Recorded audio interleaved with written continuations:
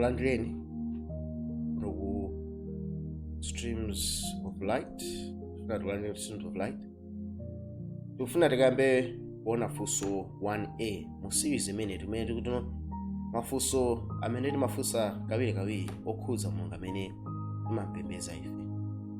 Funso loyamba limakhala kuti Deuteronomy 6 verse 4.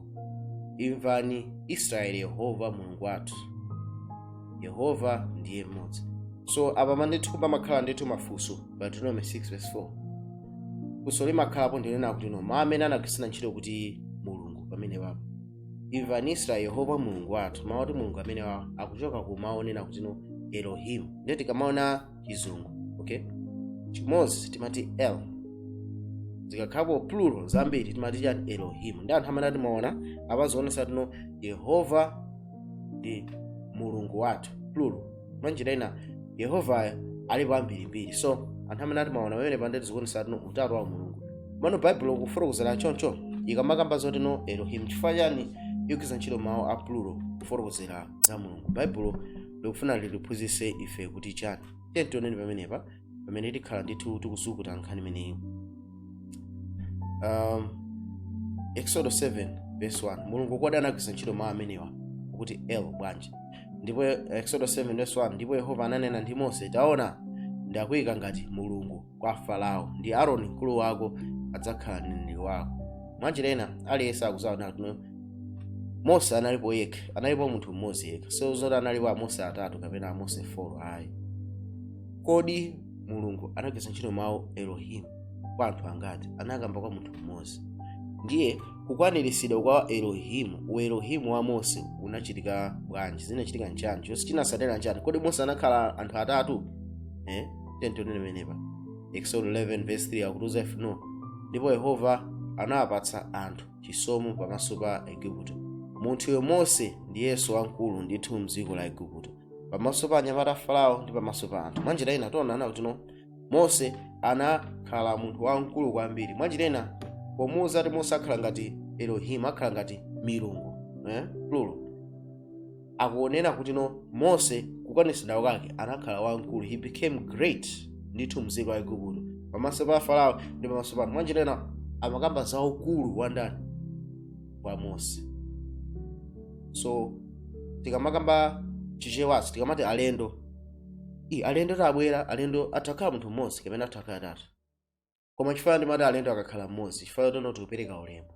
Alendo atabwera tikuyembekeza alendo amakhalapo ndi atatu, amakhalapo ndi mmodzi. So Mulungu iye mwini akugwiritsa ntchito mawu oti Elohim kungofotokoza kuti ndi ukulu wa munthuyo. So mawu oti Elohim ngakhala ali plural sakupanga proof nati utatu wa Mulungu. Tioneni pamenepa. David akuti chani?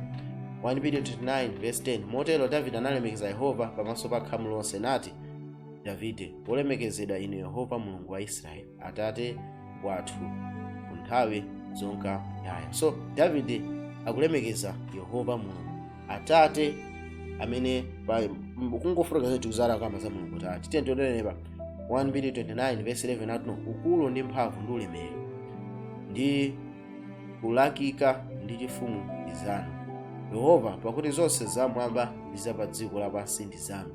Ufumu ndi wanu Yehova, ndipo mwakwezeka mutu wa pa zonse. Ndiye tikamakamba za David analemekeza ati Yehova Mulungu. So mauti Mulungu again Elohim. So akamba za Yehova Mulungu Elohim, okay?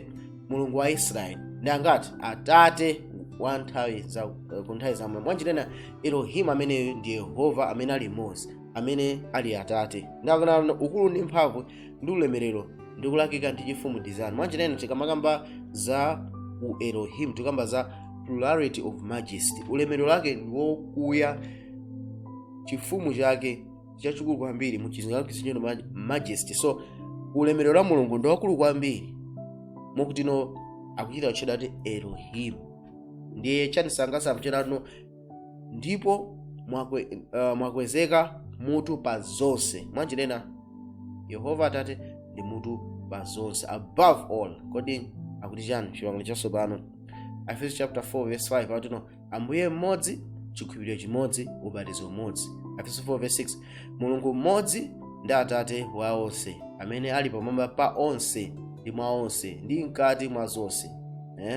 So apa Aefeso Paulo akutuza ife natero Mulungu ndi mmodzi, tate wa njani wa onse, ali pamwamba pangati pa onse, mwanjinena mmene anafotokozera David chimodzimodzi akufotokozana ndi Paulo. Palibe kusintha chipangano chatsopano. Ayi, Mulungu ndi mmodzi, tate wa onse, ali pamwamba pa onse.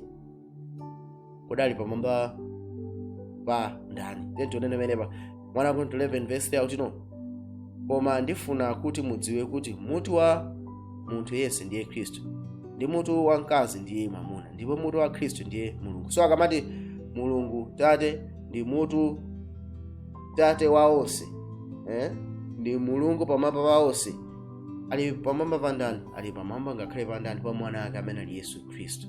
Kona pali atate mmodzi amene ali mutu pamwamba pa onse, pachifukwa chimene chakutchedwa Elohim.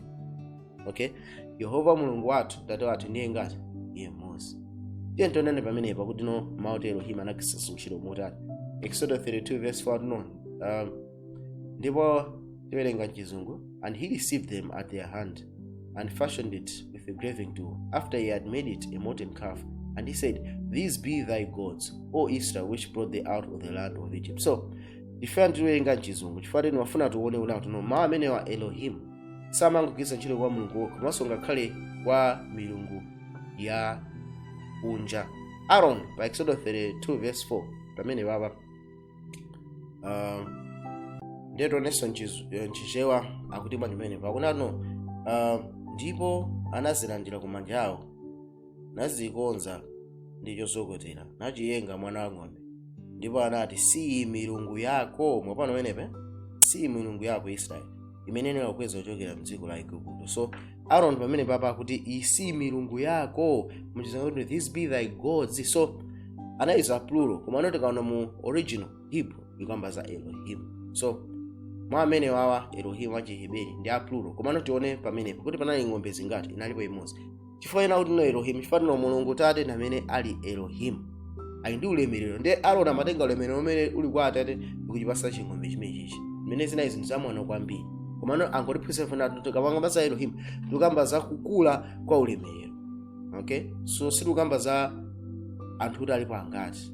Ayi, munayi ndine ndithu pitani pa YouTube page mukapeza malalikiro nawo khuza so mfundo zimenezi, panga subscribe, ndipanga like.